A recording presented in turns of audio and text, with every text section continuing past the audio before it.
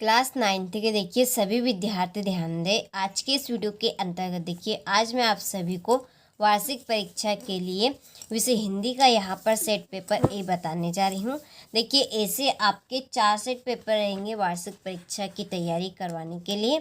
देखिए ये आपका सेट पेपर बी है, इसके बाद में सेट पेपर सी और ये आपका सेट पेपर डी। ठीक है, तो ये आपके 4 सेट पेपर रहेंगे और आप सभी को मैं हर एक विषय के ऐसे 4 सेट पेपर प्रोवाइड करवाऊंगी जो आपकी वार्षिक परीक्षा के लिए काफ़ी मददगार साबित होंगे।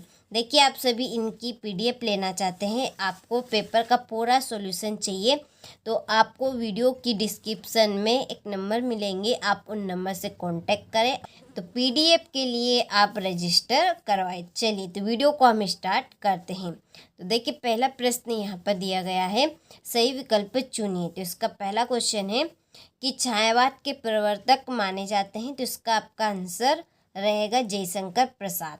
दूसरा प्रश्न है कि प्रेम वाटिका के रचनाकार है, तो इसका आंसर रहेगा आपका रसखान। तीसरा प्रश्न है कि रसात्मक वाक्यम परिभाषा किसकी है, तो ये आचार्य विश्वनाथ की है।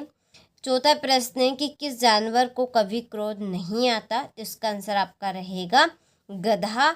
और इसके बाद में है पांचवा प्रश्न कि माता पिता में समास है, तो इसका आंसर आपका रहेगा द्वंद्व समास। छठा प्रश्न है मृत्यु का तरल दूध कौन था, तो इसका आंसर है तेज प्रवाह से आता पानी। ठीक है, तो ये हमारे सही विकल्प यहाँ पे कंप्लीट हो चुके हैं। आप सभी स्क्रीनशॉट ले लीजिए और अच्छे से कंप्लीट कर लीजिए। इसके बाद में है दूसरा प्रश्न कि सोने का घड़ा शराब से भरा हो तो डडेस निंदा करेंगे, तो इसमें आपका भराएगा सज्जन। दूसरा है महाकाव्य में जीवन का डडेस चित्रण होता है, कैसा, विस्तृत। तीसरा प्रश्न है सूर्य का तत्भव शब्द डडेस होगा, इसका आंसर आपका रहेगा सूरज।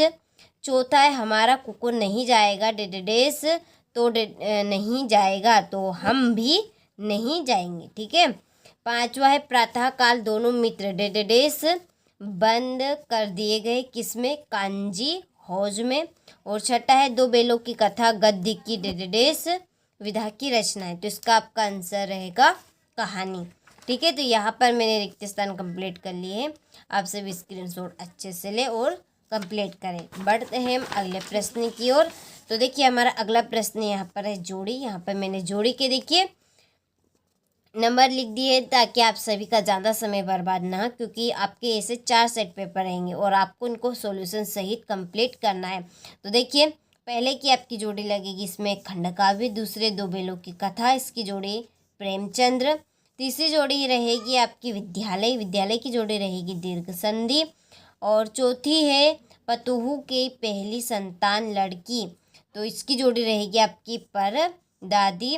और कई अंकों वाली रचना, कई अंकों वाली रचना क्या है आपकी, नाटक है टोपी, टोपी रहेगी आपकी जूता। ठीक है, चलिए तो इस तरह से हमने जोड़ी यहाँ पे कंप्लीट कर ली है, स्क्रीनशॉट आप अच्छे से ले। इसके बाद में है सत्य असत्य। तो देखिए पहला है कि नई कविता में खड़ी बोली में रचनाएं अधिक की गई है, तो ये आपका सत्य है। दूसरा है रसयुक्त वाक्य ही काव्य कथन आचार्य विश्वनाथ का है, तो ये बात पे आपकी सत्य रहेगी। तीसरा है कि झूरी गया का साला था, तो ये भी सत्य है। चौथा हिमालय दीर्घ संधि का उदाहरण है, ये असत्य है। पांचवा रिलीफ डॉक्टर ने नाव में कुत्ते को बैठा लिया था, तो ये असत्य। छठा है हजारी प्रसाद द्विवेदी द्विवेदी युग के निबंधकार है, तो ये भी आपका असत्य है। ठीक है, तो इस तरह से हमने यहाँ पे असत्य सत्य कंप्लीट कर लिए हैं। आप भी अच्छे से स्क्रीनशॉट लेकर कंप्लीट करें।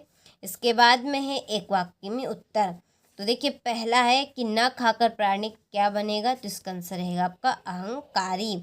दूसरा नायक के वृद्ध जीवन का चित्रण किस काव्य में होता है, इसका आंसर है महाकाव्य। तीसरा है सांड को देखते ही कौन भयभीत हो गए, इसका आंसर रहेगा आपका हीरा और मोती। चौथा प्रश्न है पंचामृत में कौन सा समास है, तो पंचामृत में आपका दिग्गु समास रहेगा। फिर है जनरल मिथिया का चित्र किसने मंगवाया था, तो इसका आंसर रहेगा आपका रेणु। और छठा प्रश्न है हजारी प्रसाद द्विवेदी किस युग के लेखक है? तो ये है छायावाद के लेखक। ठीक है, चलिए तो स्क्रीनशॉट आप ले लीजिए। इसके बाद में हमारा अगला प्रश्न कि भक्ति काल को हिंदी साहित्य का स्वर्ण युग क्यों कहते हैं? अगला है कबीर ने किस प्रकार के ज्ञान को महत्व दिया है? 8वां प्रश्न है सखी ने गोपी से कृष्ण का कैसा रूप धारण करने का आग्रह किया था? अपने शब्दों में वर्णन कीजिए।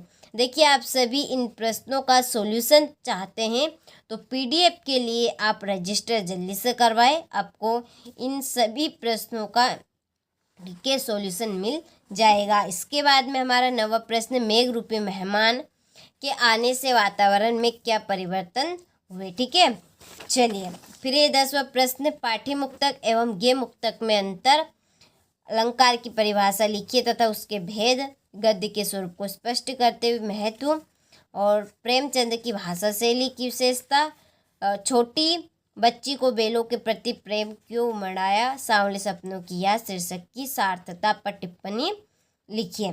संधि किसे कहते हैं? उसके भेद उदाहरण सहित बताइए। ठीक है, चलिए यहाँ से बाकी के प्रश्नों का स्क्रीन शॉट ले लीजिए। ये क्वेश्चन नंबर 18, ये आपका क्वेश्चन नंबर है 19। इसमें गद्यांश संदर्भ प्रसंग करना है इनका आपको।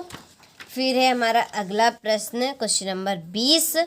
ठीक है, इसमें कंप्यूटर का उपयोग विषय पर शिक्षक और विद्यार्थी का संवाद लिखिए। 21वें प्रश्न में गद्यांश दिया गया है, इसके ये प्रश्न है यहाँ पर। फिर है इसका अथवा और अथवे के ये है प्रश्न। फिर एक 22वां प्रश्न जिसमें एक आवेदन पत्र लिखना है शुल्क मुक्ति के लिए। 23वें प्रश्न में एक निबंध कंप्लीट करना है। ठीक है, तो सभी प्रश्नों का सॉल्यूशन लेने के लिए पीडीएफ के लिए जल्दी से रजिस्टर करवाएं। क्वेश्चन नंबर 6 से लगा के क्वेश्चन नंबर 23 तक के सॉल्यूशन आपको पीडीएफ में मिल जाएंगे। तो इसके बाद में हम देखिए इसका सेट पेपर बी देखेंगे। चलिए तो मिलते हैं आपसे सेट पेपर बी के साथ।